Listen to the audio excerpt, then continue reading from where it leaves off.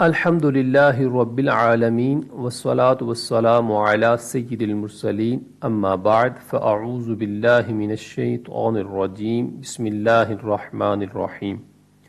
Assalamu alaikum dear viewers. Today we are starting our lessons from the beginner Nurani Qaida. In this session we will learn the first lesson. Our first lesson is Huroof Mufridat, individual letters. There are 29 Mufridat letters in the Arabic alphabets. Pronounce the Mufridat letters with the Arabic accent according to the rule of tajweed and qiraat, avoiding Urdu pronunciations. For example, do not pronounce them at all as be, te, se, he, khe, toin, zoin. Instead, pronounce them in the following way: ba, ta, sa, ha, kha, ta, za. From these 29 letters, there are 7 letters that are always pronounced with a thicker voice. These letters are called musta'aliyah letters. These 7 letters are qaf, ghain, za, ta, dad, sad, kha. Their combination is khussa, daghtin, qiz.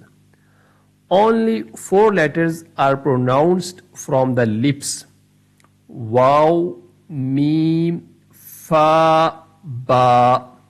Apart from these letters, do not let the lips move whilst pronouncing any other letters.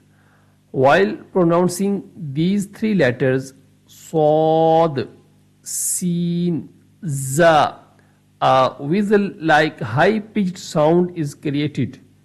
That's why these letters are called letters of Spheria, letters producing a whistle-like sound.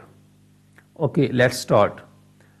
Alif, ba, ta, sa, jim, ha, kha, dal, zal, ra, za, sin, shin, sad, dad, ta, za, ain, ghain, fa, qaf, kaf, lam, mim, noon, waw, ha, hamza, ya.